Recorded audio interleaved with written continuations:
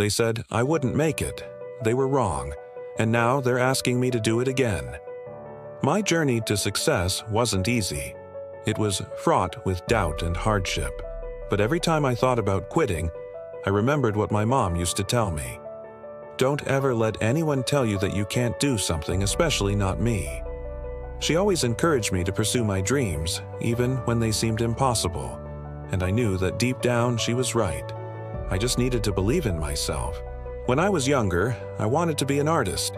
My mom supported me all the way.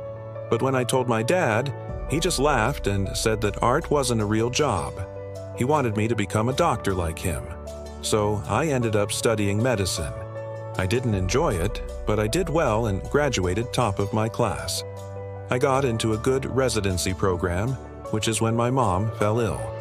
The cancer that she had been battling for years came back with a vengeance, and no matter how much the doctors tried, there was nothing they could do. After 6 months, she passed away. I was devastated. I stopped speaking to my dad because I was so angry at him. How could he have allowed this to happen? He was a doctor. He should have been able to save my mom. Instead of taking care of me, he shipped me off to art school in another country. He thought that would make me happy since it was my dream. In reality, I was miserable. Not only was I grieving, but I was also thousands of miles away from home and didn't know anyone. The language barrier didn't help either. Though I had some talent, it wasn't enough to get me through art school. And after 2 years, I dropped out. I went back home, but I couldn't stay there. The memories were too painful. So I moved to another city. I found a small apartment and got a job as a barista. Even though I loved art, I didn't think it was a viable career choice. So I started taking night classes at the local community college to learn a new skill that would allow me to find a better job. The whole time I kept painting and showing my artwork at local galleries.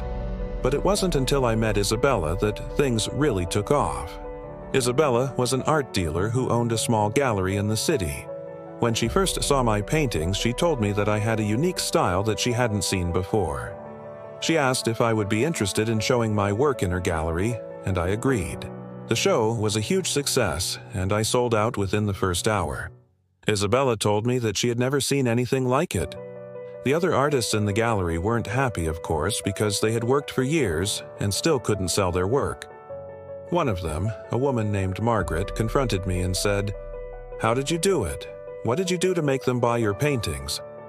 I responded honestly, "I don't know. I just painted what I felt."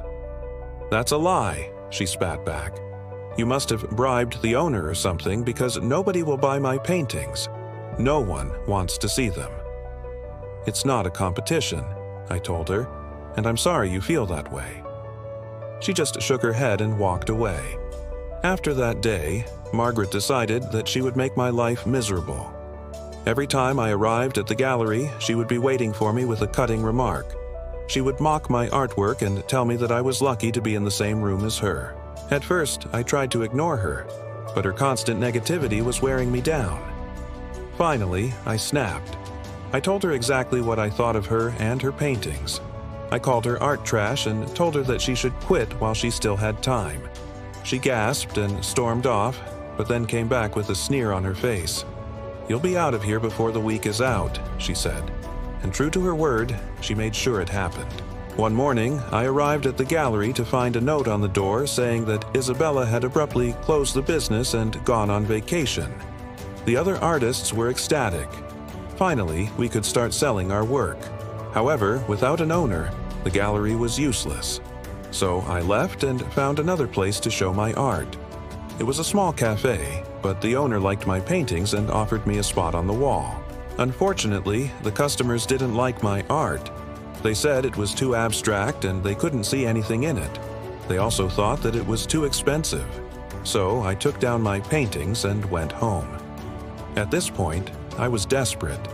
I had spent all of my savings on rent and supplies, and I was running out of money. I had to succeed somehow. That's when I saw a flyer for a local art contest. The prize was $10,000, and I knew that I needed the money, but I also knew that there was stiff competition. Many professional artists participated in the contest, and I was just a nobody. But I had nothing to lose, so I entered. For weeks, I worked on my piece.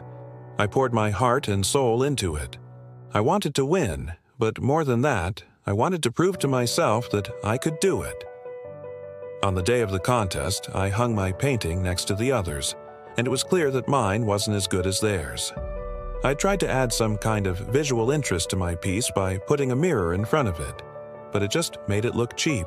Sure enough, the judges passed by quickly and spent less than a minute looking at each painting. I was sure that I was going to get rejected, and when they announced the winner, I wasn't surprised to hear that it wasn't me. But then something strange happened. One of the judges came over to my painting and looked at it for a long time. She even turned off the lights in the room to get a better look. "Can you explain what you were trying to do with this?" she finally asked. I told her that I had put a mirror in front of the painting to create a sense of depth. "I've never seen anything like it," she admitted. "It's certainly not perfect, but it has potential. You should keep working on it." After the contest, she approached me again and introduced herself as Helen. She told me that she was an art professor at a prestigious university, and she invited me to join her department. I was shocked. "Are you sure?" I asked. "I don't know if I'm good enough." "You are talented," she insisted, "and I want you to come with me." With Helen's help, I revised my piece and submitted it to a national art competition. This time, the prize was $25,000 and a solo exhibition at a renowned gallery. To say that I was shocked when I won would be an understatement. Overnight, I became a successful artist. Galleries around the country wanted to exhibit my work, and collectors started buying it up. I was even interviewed on television. When Margaret saw me on TV, she was furious. She had also entered the competition and had been rejected. She called me and demanded to know what I had done to deserve all the attention. "It's hard work and talent," I told her. "You should try working on both of those." She screamed at me and hung up the phone. I never spoke to her again. All the success went to my head, however, and I became arrogant and lazy. I started painting whatever I thought would sell, and I didn't care about the quality anymore. I had become everything that I hated about the art world. Then, one day, Isabella contacted me. She had opened a new gallery and wanted to represent me. I agreed, and soon after, we opened my solo exhibition together. It was everything that I had dreamed of, except for one thing. The critics hated my paintings. They said that my work lacked originality and soul. For once, they were right. I had lost my passion for art. At the end of the exhibition, only 3 paintings had sold, and Isabella told me that she couldn't continue representing me. "I'm sorry," she said, "but you need to take some time off. Find yourself again and then come back with something new." I did as she suggested and spent a year traveling and painting. When I returned, I had a new perspective on art, and it showed in my work. This time, the critics loved it. Then Margaret contacted me. She wanted to apologize for how she treated me in the past and asked if she could buy one of my paintings. "Of course," I said, smiling. I had finally made it.